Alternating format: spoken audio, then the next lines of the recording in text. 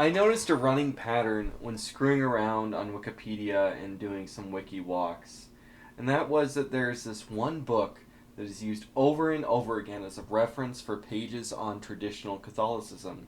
And that one book is The Smoke of Satan: Conservative and Traditionalist Dissent in Contemporary American Catholicism by Michael W. Cumo. Written in 1997, this is a sociology of religion book detailing the traditional Catholic movement as it exists in the United States and Canada at that time. It has segments that deal with the history and theology of traditional Catholicism and Catholicism in general, but overall that's not the book's forte, and I don't think it does a good job of discussing those things either. It doesn't exactly agree with the traditionalist assessment of the church and with the traditionalist moral and theological beliefs. The book also doesn't really agree with an interpretation in line with the Vatican's worldview, the Vatican's documents, the papal teachings, and papal clarifications that came after the Council, nor the documents of the Vatican II itself. The book doesn't believe that Catholicism is what Catholicism says it is. Rather, it takes a more sociological definition, meaning that Catholicism is what nominally Catholic people say upon polls. The writer seems to believe that Vatican II did constitute a radical change, and that in this way the trads are right, but the changes were good actually. He also believes the changes that took place are not far enough. It's interesting that a sociology of religion book usually tends to describe a small religious group or a new religious group which is not threatening to the establishment, and when they do so, the book is often written in a neutral or balanced fashion. But here, Catholicism does not get the same luxury. Rather, Catholicism is subjected to the same screed of hatred one would expect from academia and the left in general. Since the book is a sociology of religion book, it's mostly made up of descriptions of various Catholic groups or figures with short interviews with both important movement people and average lay people and clergy. The book has a strange system of breaking up their dissenting Catholics into three categories: conservative Catholics, separatist Catholics, and a third one, which I guess is both Marian apparitions and apocalyptic believers. These categories are frankly just made up and are non-descriptive. Each one of them bleeds into the other. Conservatism means, I guess, the mainstream Catholic Church after Vatican II, or at least that's what it normally means. Keep in mind, though, that the teachings of the Pope since Vatican II, the teachings of bishop conferences, official catechisms, and the documents of Vatican II are not Catholicism, or at least mainstream Catholicism to sociologists. But I guess conservative Catholicism in the context of the book are those Catholics that agree with the teachings above, or the authorities of the Catholic Church, you could say, but they take a militant attitude in opposition to the modern world, and they want to take bishops and other clergy to task and demand that they remain loyal and faithful to the official teachings of the Church. A large focus and defining feature of the conservative Catholics, according to the author, is their activism within the pro-life movement. But when it comes to Catholic separatists, separatist is just another word for traditional Catholic, or at least rad-trads who separate themselves from the general establishment. Keep in mind, though, that Latin Mass indult communities and societies on good terms with the Holy See, like the Fraternity of St. Peter or the Institute of Christ the King, are not touched upon that much in the book. Also, the author seems to go out of his way to note that many of the people in what he describes as the conservative camp would go to the Latin Mass if they could. They just don't, and go to the Novus Ordo because that's all they have. And finally, there's a third category, which is Marian apparitionist or apocalyptic. The only thing that really differentiates this third group from the other traditionalists or separatists or conservative Catholics is that there's more focus upon Marian apparitions. Other than that, in considering that Marian apparitions are something that's kind of universally held by all Orthodox Catholics, there's no real difference between them and the separatists and conservatives. I think the most embarrassing part of the book is that it calls all Sedevacantists members or part of the St. Michael's group. And for those who are not in the know, St. Michael's group is actually the CMRI, but at that time a lot of people called them the St. Michael group.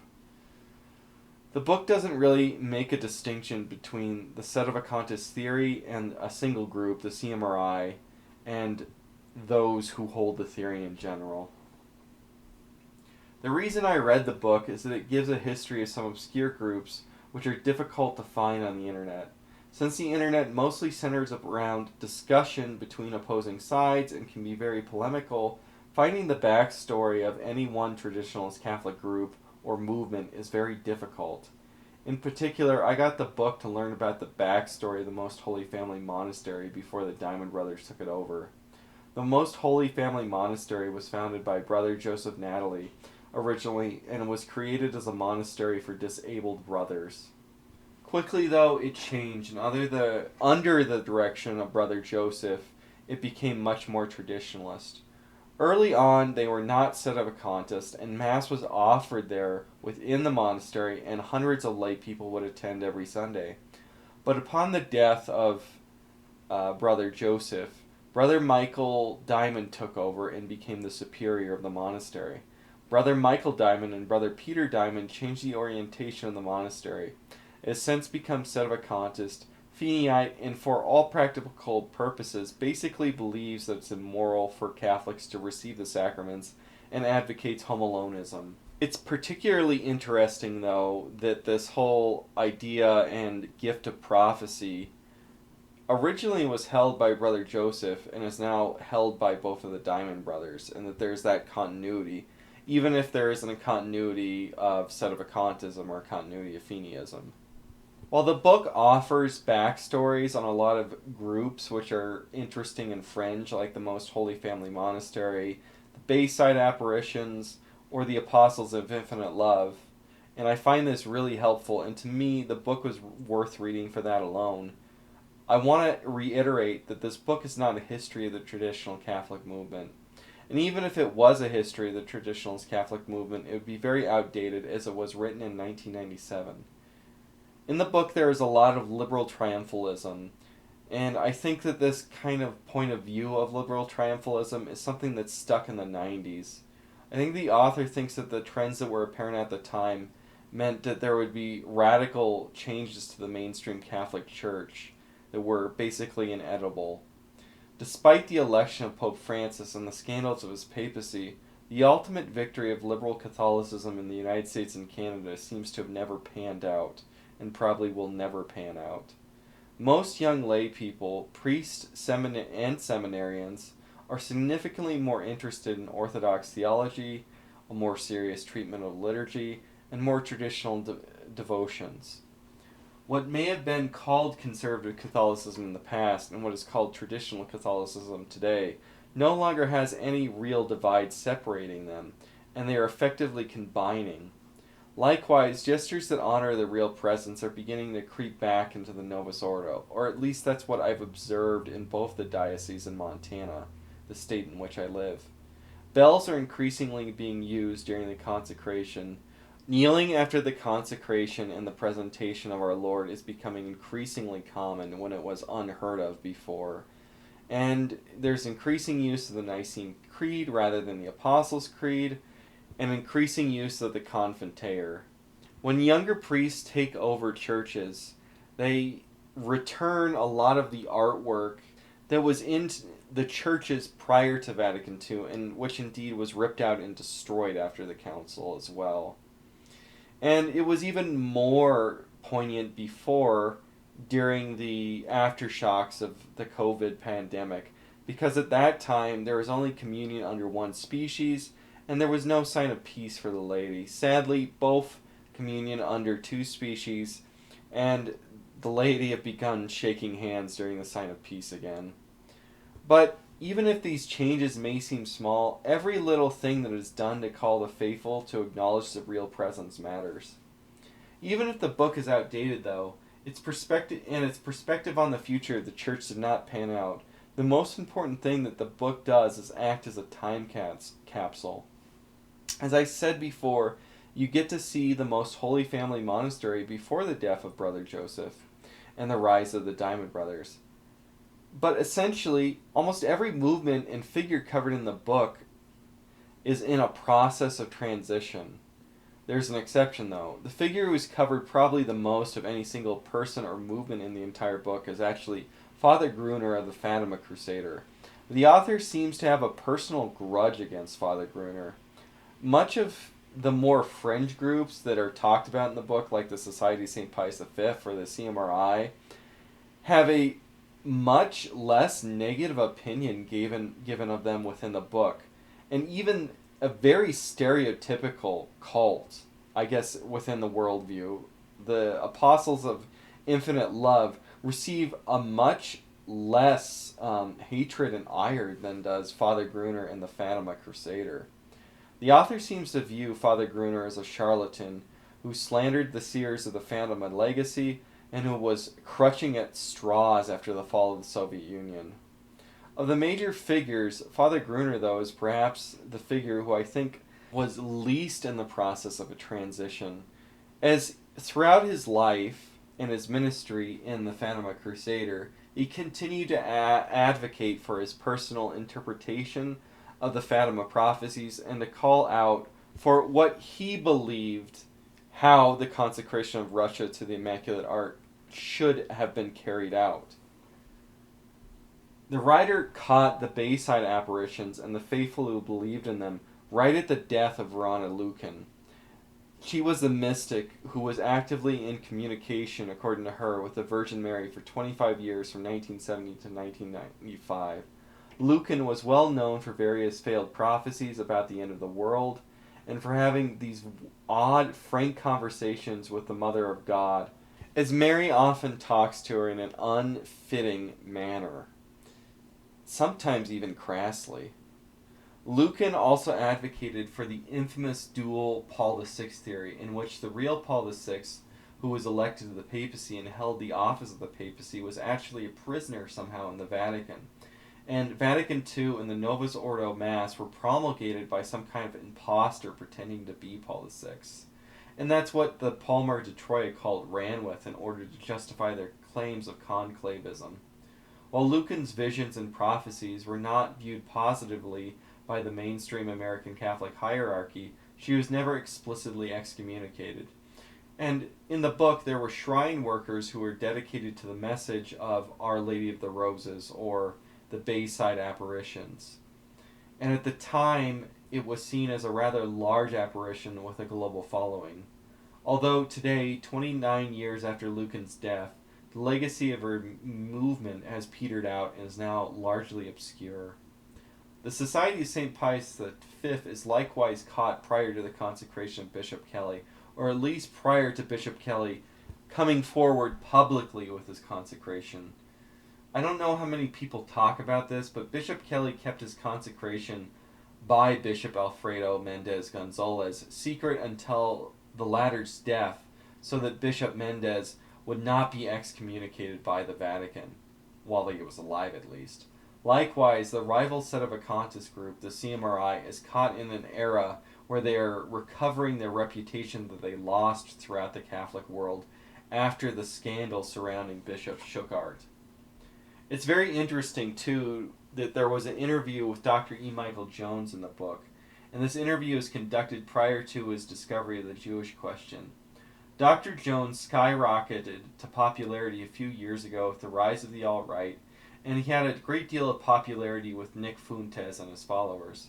Much of the appeal centering upon his writings about the Jews, homosexuals, and rich oligarchs.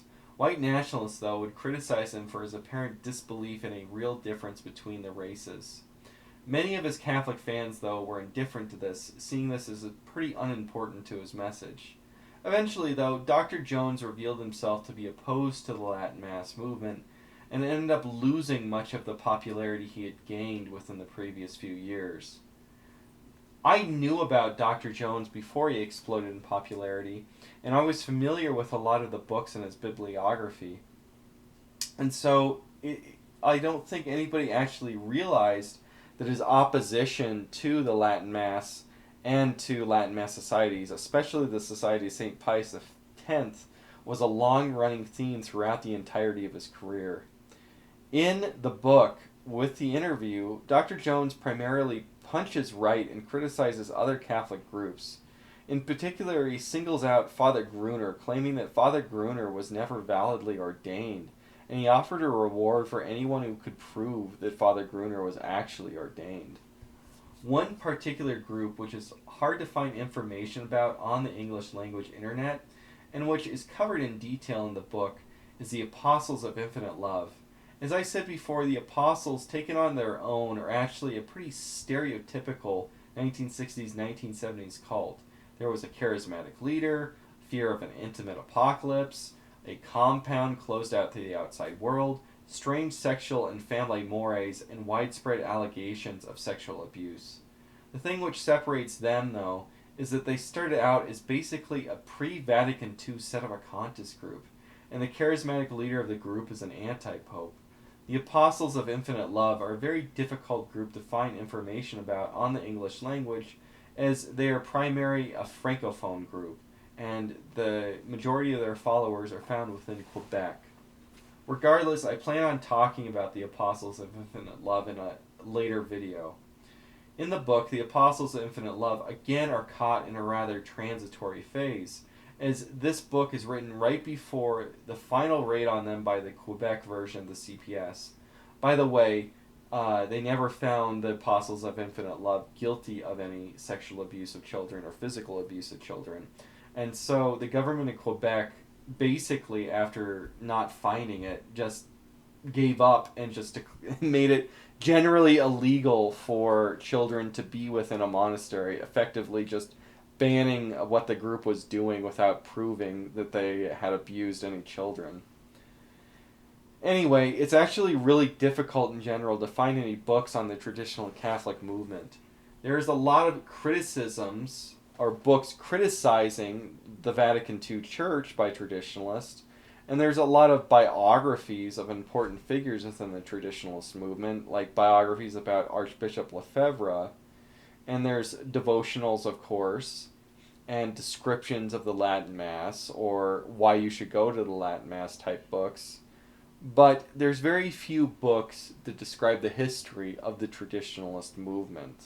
And this is really only the third book I found about the traditionalist Catholic movement. Of the other two books, the best I think is one written by Griff Ruby called The Resurrection of the Roman Catholic Church, a guide to the traditional Catholic community. Griff Ruby is a self-taught theologian and historian, and he is a committed conclavist sedevacantist. The second book is actually a biography, but part of the book touches on the topic of traditional Catholicism in its general history. So that book is Sedevacante, The Life and Legacy of Archbishop Tooke by Edward Jarvis. And now finally I read this book. I think the reason for this is that new religious movements arising out of Christianity and Catholicism in particular are boring to sociologists of religion. The extreme political polarization of sociology as a discipline means it is overwhelmingly left-wing, and left-wingers really don't have any interest in Christianity. As such, the study of new religious movements often tends to focus upon what could be seen as more exotic movements by them, such as UFO religions, occult religions, or even stuff like Satanism. Also, when sociologists discuss new religious movements arising from within or without them, they don't pay that much attention to its theology, and they don't pay that much attention to the worldview of the group. Rather, they just kind of try to describe these groups and their behaviors and just generally have a poverty of understanding religion just kind of across the board.